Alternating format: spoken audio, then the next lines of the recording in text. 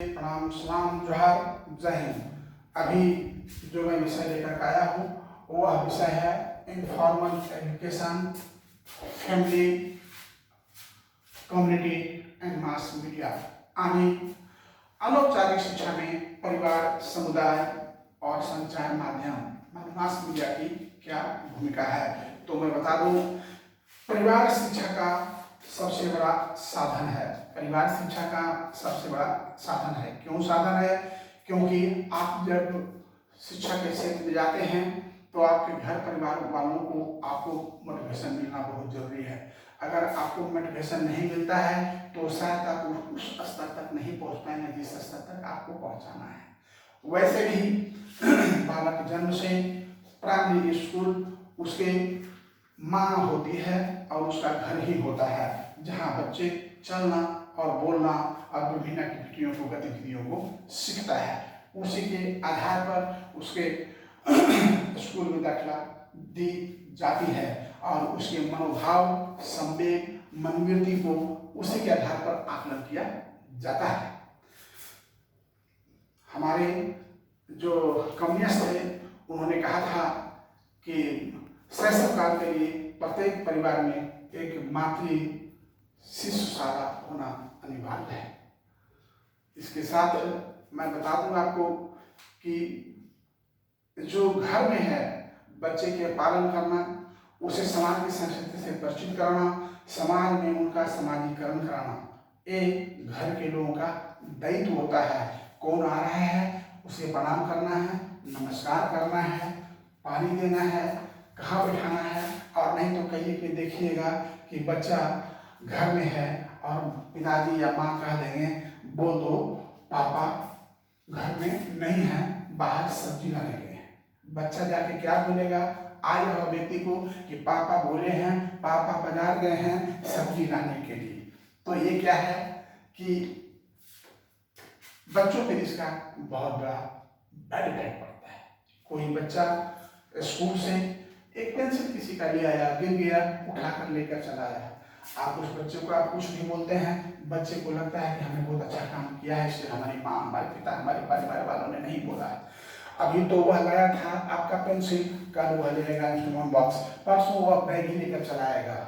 धीरे धीरे क्या होगा, बच्चों की मनोवृत्ति बढ़ते जाएगा और वह आगे जाकर क्या होगा वो कहने की जरूरत नहीं, आप सब भी समझ सकते हैं। इस पर मैंने कई एक अपना वीडियो बनाया है, आप देख सकते हैं।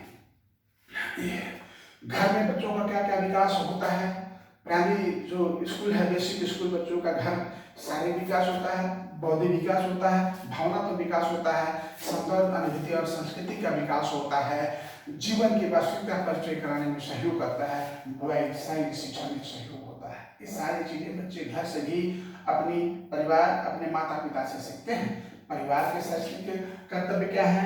अब देखिए, ये तो मैंने बता दिया आपको फैमिली के बारे में। अब हम आ जाइए आपके कम्युनिटी, समुदाय। लेकिन फैमिली में भी मैंने बहुत चीजें बता दिया है। एक बार मैं और बता देना चाहता हूँ, नैतिक और सामाजिक प्रशिक्षण मैं बता चुका हूँ।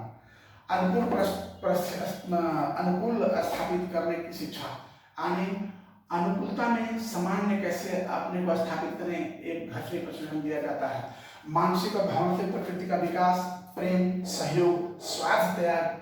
बच्चे कोई खाना खा रहे तो हम नहीं देंगे, नहीं, बच्चों को होना चाहिए कि हम खा रहे हैं तो हमें दूसरे बच्चों को बांट करके खाने की हमें उसे सिखाना चाहिए। आज्ञा पालन, कितने बच्चे ऐसे होते हैं कि हम नहीं करेंगे, नहीं नहीं नहीं नहीं नहीं नहीं हम नहीं आएंगे, हम नहीं आएंगे। ऐसा होना चाहिए कि अगर घर के परिवार कुछ को कह रहा है कम है देन कम है। कलात्मक रुचि हेतु बच्चों को खेल में सिखाना, लूडो, कैरम बोर्ड या अन्य कलात्मक सिखाइए, व्यवहार सिखाइए, कैसे उठना है, कैसे बैठना है, कैसे चलना है। बच्चा चेयर बैठा है, पैर ऊपर करके बैठा है, देखते हो कहीं घर में गया हूँ तो देखता हूँ क्या, जो खाना खाने का डाइनिंग टेबल है उसमें तकिया रखा हुआ है, और जो चेयर पर बैठने का है तो देखते उसमें भोजन की जूठी थाली रखी हुई है।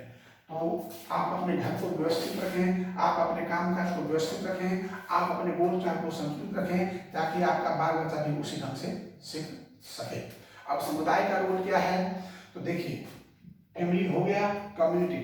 कम्युनिटी जो है कहता है ना, man is no in your company. मनुष्य अपने कंपनी से यानी अपने दोस्तों से जाना जाता है। आपका आसपास जैसा होगा, आपका व्यवहार वैसा होगा। मैं देखिए बस्ता कोला में रहता हूँ, 400 लेबर के बीच में रहता हूँ। स्वाभाविक है कोई आईएएस कॉलोनी में रहता होगा मुखर्जी नगर में, और हम उसके अपने व्यक्ति से तुलना करेंगे तो लाख भी हम पढ़े लिखे हैं, लाख भी ज्ञानवान हैं, फिर भी कुछ ना कुछ हमें कमियां रहेंगी, क्योंकि सोसाइटी का प्रभाव तो निश्चित रूप से पड़ता है। समुदाय की स्थापना भावनात्मक आधार पर की जाती है, मानसिक भौतिक संबंधों पर की जाती है। समाज कैसे चलता है और फ्रेंड कैसे होते हैं, देखिए कभी भी दोस्ती करो तो दोस्ती उससे करो जो आप और उसे व्यक्तित्व का मिलता है, और नहीं कितने दोस्त ऐसे होते हैं जो कहते हैं कि दारू पियो तब मेरा दोस्त हो, नहीं पियो मेरा दोस्त हो। तो भैया मैं ये कहना चाहता हूँ, अगर हम आपके दोस्त हैं तो आप हम दारू पी सकते हैं, तो आप भी तो मेरे दोस्त हैं, आप मेरे दारू छोड़ क्यों नहीं सकते हैं? तो इस चीज को ध्यान में रखना होगा। आप दोस्ती कम करें, लेकिन वैसे दोस्त करें जो आपके मन से, आपके मस्तिष्क से, आपके विचार से मिलता हो। अन्यथा देखिए बालपन जो होता है ना, वो कब बिगड़ेगा वो किसी को ठिकाना नहीं है। युवावस्था में जब बच्चा जाता है तो अनेक प्रकार के उद्वेग एक्टिविटियां पैदा होती है, और उसे संभालने के लिए एक सही दिशा निर्देश की आवश्यकता होती है। अगर दिशा निर्देश नहीं दिया गया तो वह रास्ता भटक सकता है, और भटकने के बाद वह जीवन पर्यंत उसको पछताना करावे, परेशानी करावे, कुछ नहीं मिलेगा। तो अच्छा समाज का हमारा बहुत अच्छी होता है। जैसे जिस समाज में हम रहते हैं तो बच्चों का शारीरिक विकास, मानसिक विकास, अभी मैं देखा कि यहाँ एक प्लेग्राउंड था, तो प्लेग्राउंड का सिक्कड़ जो है झूला का सिक्कड़, तो सिक्कड़ में लोग भैंस बांध दिया है। अब बताइए उनको यह पता नहीं है कि हमारे बच्चों के लिए खेल की कितनी आवश्यकता है, हमारे बच्चों को खेल के कितने महत्वपूर्ण है वो पता नहीं, वो सिक्कड़ में भैंस बांध दिया है। जो प्लेग्राउंड है उसमें कितने लोग मकान बना लिए, छोटा मोटा झोपड़ी पट्टी बना लिए, प्लेग्राउंड को लोगों ने खत्म कर दिया। बच्चों को खेलने का कहीं जगह नहीं। अब बताएं बच्चों को लिए तो सबसे पहला पढ़ाई खेल है। बच्चों का पहला, देखिए संविधान में दिया हुआ अधिकार, बाल अधिकार में है कि बच्चों को खेलने का अधिकार, बच्चों को खेलने का अधिकार हमारा समाज ने छीन लिया। आखिर उस समाज में हमारा बच्चा कैसे विकास कर पाएगा? आप कैसे समझते कि हमारा बच्चा इस समाज में विकास कर पाएगा? नहीं विकास कर पाएगा।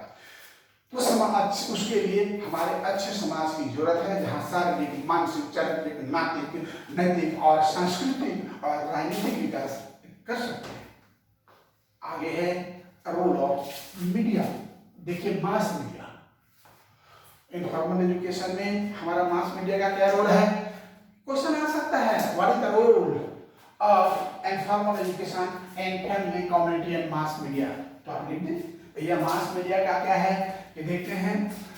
मास मीडिया का काम है कि प्रदर्शनी, मेला, समारोह, पुस्तकालय, संग्रहालय, जो भी हो, टीवी, समाचार पत्र, रेडियो, विज्ञापन, पत्र पत्रिकाएं, ये सारे चीज के द्वारा जो अच्छे पढ़ाई लिखाई करने वाले हैं उनको प्रकाशित करते रहना, उनको पुष्ट करते रहना, उनको प्रोत्साहित करते रहना, ताकि एक को देख करके दूसरे को लगे कि इन्होंने ऐसा किया है, हम भी ऐसा करेंगे, हमारे साथ भी ऐसा होगा।